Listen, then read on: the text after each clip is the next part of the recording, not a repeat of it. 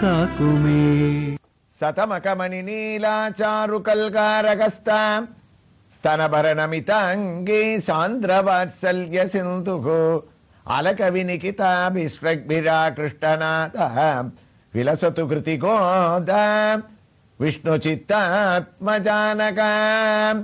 நாராயணியத்தினுடைய 18வது தசகத்துல வேணன் பிருத்து மகாராஜாவினுடைய சரித்திரங்களை எல்லாம் கேட்கறதுக்காக நாராயண பட்டத்திரி பாகவதத்தினுடைய சாரமாக அந்த தசகத்தை தொடங்கி இருக்கான்ற ஒரு வைபவங்களை நாம சிரவணம் பண்ணிட்டே இருக்கோம்.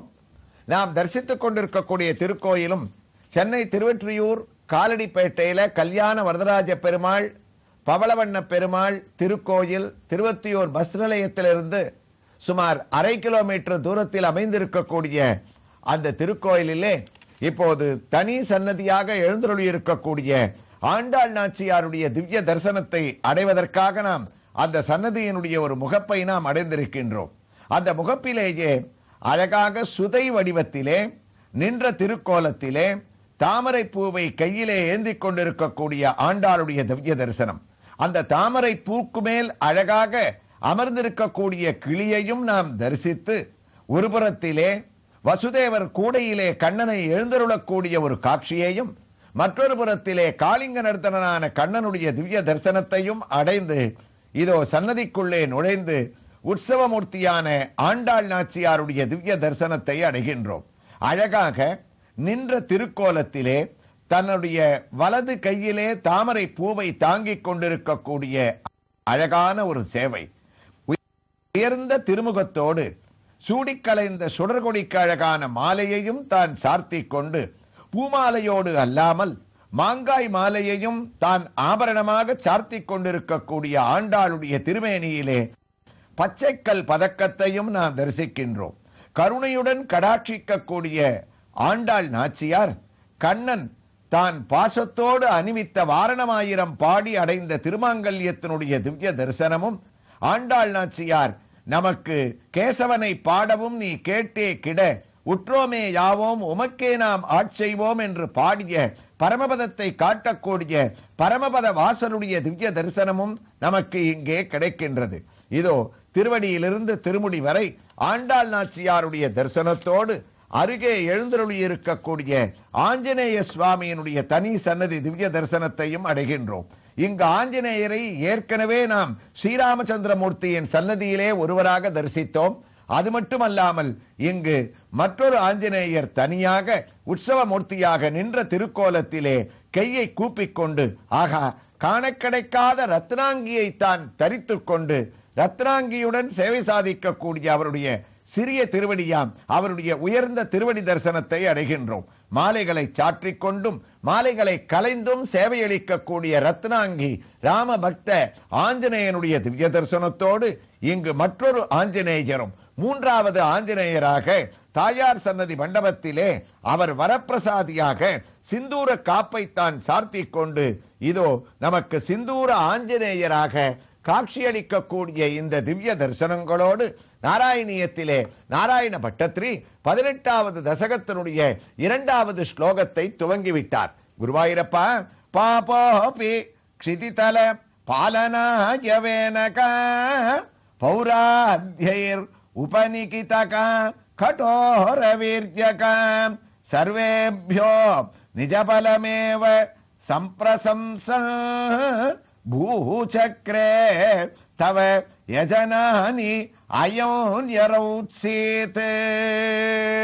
வேணனுடைய கதையை சொல்லிட்டு இருக்கார். துருவ வம்சத்துல வந்தா கூட வேணன்றவன் தன்னுடைய தாயாருடைய வம்சத்தை சேர்ந்த இடத்துல வளர்ந்ததுனால அவர்களுடைய அதர்ம புத்தி மிருத்யுன்ற தாத்தாவோட ஒரு கெட்ட சகவாசம் புத்தி எல்லாம் இவனுக்கு ஒட்டின்றதுனால துருவ வம்சத்தினுடைய பழக்கம் வராம எல்லாரையும் பாதக செயலால அழிச்சுண்டு இருக்கக்கூடிய ராஜாவோட தகப்பனார் காட்டுக்கு போயிட்டதுனால இவனுக்கு பட்டாபிஷேகத்தை பண்ணி வச்சுட்டா.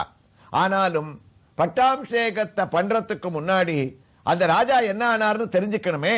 அதனால பாபோபி க்ஷிதிதல பாலனாயவேனகம். குருவாயூரப்பா அந்த ஊர்ல இருக்கக்கூடிய உயர்ந்த ஆச்சாரியர்கள் மந்திரிகள் நண்பர்கள் மக்கள் எல்லாம் காடு முழுக்க போய் மகாராஜா எங்க இருக்கார் அவர் அழிச்சுன்னு வந்துடலான்னு தேடி பார்த்தா இத்தனை பேர் தேடினாலே தவிர பட்டத்திரி ஸ்லோகத்தை ஆரம்பிக்கச்சே பாப்போப்பின்னு ஆரம்பிச்சாராம்.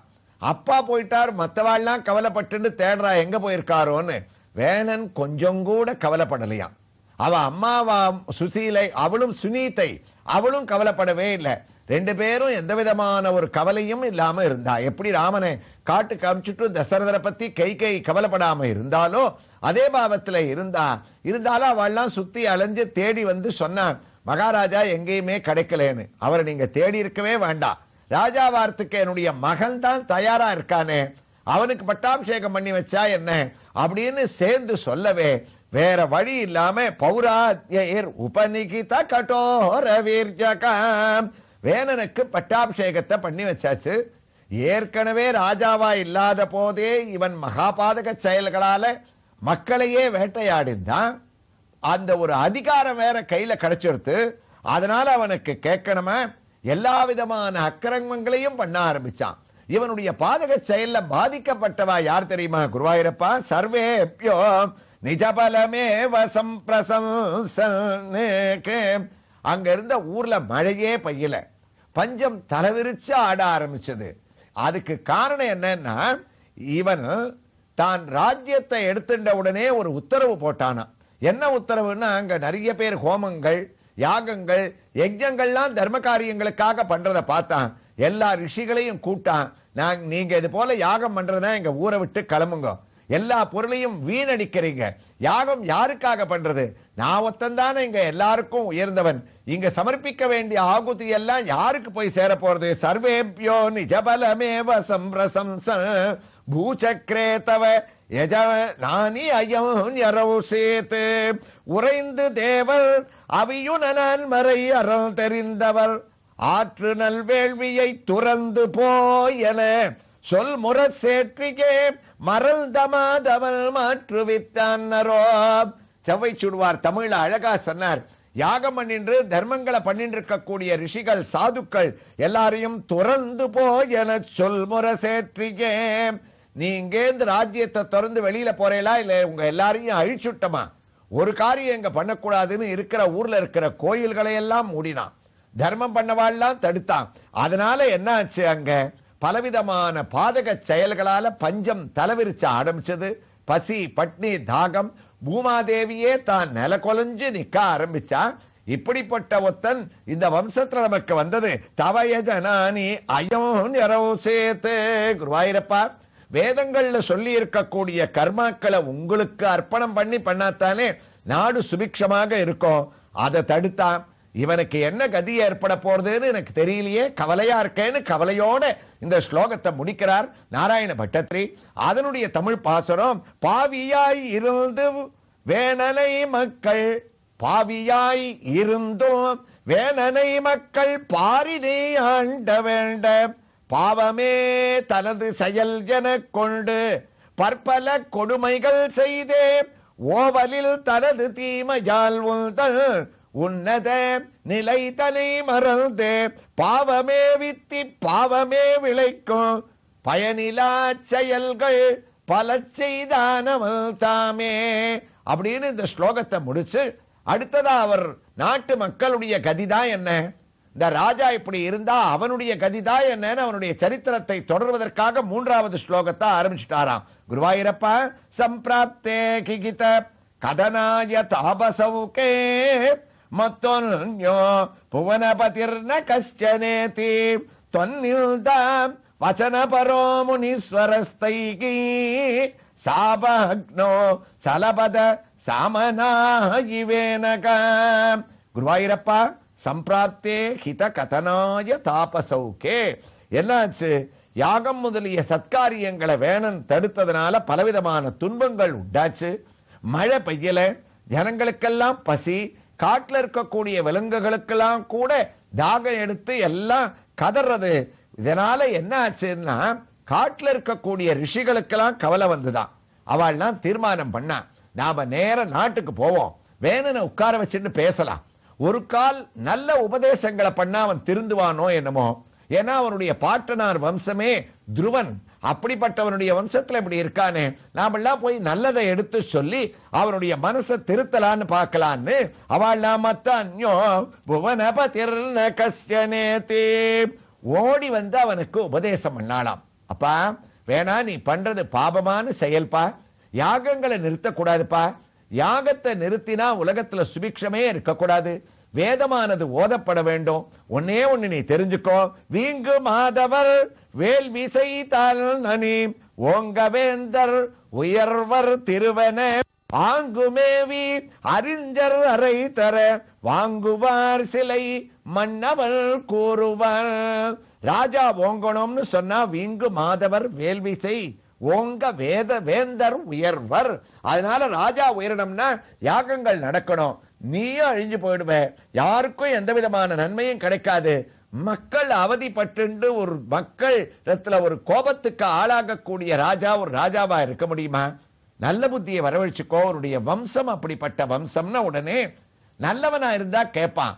அதனால இந்த ரிஷிகள் உபதேசம் பண்ண உடனே குருவாயூரப்பா என்னாச்சு, அவனுக்கு பரம கோபம் வந்துதான். தொன்னினுதாவசன பரோ முனீஸ்வரஸ்தைகி குருவாயூரப்பா உன்னையே நிந்திக்க ஆரம்பிச்சான். தொன்னிந்தா யாரு மகாவிஷ்ணு மகாவிஷ்ணுன்னு திருப்பி திருப்பி வந்து அவர் யஜ்ஞபதி யஜ்ஞ புருஷன் யஜ்ஞவாகனன் அப்படின்னு எனக்கு உபதேசம் பண்ணிட்டு இருக்கேன்.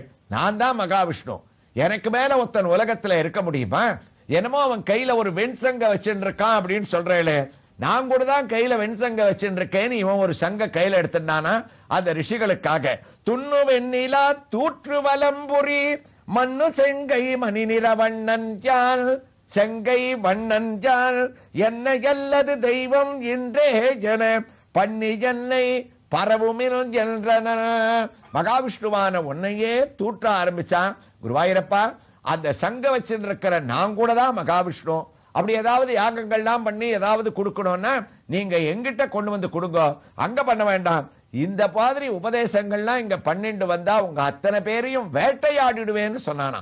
மகரிஷிகளே உலகத்துல இல்லாத நான் பண்ணிடுவேன்னு இவர்கள் நல்ல சிந்தனையோட போய் குருவாயூரப்பா அவனை திருத்தனம்னு பார்த்தா கூட தொன்னில்தா வசன பரோ முனீஸ்வரஸ்தைகி சாபக்னோ சலபத சாமனாயி வேனகாம். இப்படி இவன் சொன்ன உடனே என்னாச்சு, கோபம் வந்துருத்து ரிஷிகளுக்கெல்லாம். எங்களை யாரா நீ வேட்டையாடுறதுக்கு அப்படின்னு அப்படி கண்ண கோபத்தோட அப்படி திறந்தாலோ இல்லையோ, இவர்களுடைய பார்வை, அதாவது இவர்களுடைய கோபம் என்ற ஒரு அக்னியில அந்த நெருப்புல வேற்றின படை வேனனை வேதியர் சீற்றத்தீயில் செருத்தனர் என்பவே. அப்படி கோபத்தோட பார்த்த உடனேயே வேணன் அழிஞ்சு போயிட்டான். அடுத்த நிமிஷமே அவன் மரணத்தை தழுவினான். அவனுடைய உடல் கீழே விழுந்தது. ஜனங்களுக்கெல்லாம் பரம நிம்மதி ஏற்பட்டதுன்னு சொல்லி அந்த சரித்திரத்தை தொடர்றார். எவ்வாறு தொடர்கிறார் என்ற ஒரு வைபவங்களை இந்த திருக்கோயிலில் உத்தமமான ஒரு திவ்ய தரிசனம், உற்சவமூர்த்தியான பவளவண்ண சுவாமியினுடைய தரிசனத்தோடு நாம் தொடர்ந்து கேட்கலாம். ஸ்ரீ கிருஷ்ணாய துப்யம் நமகா.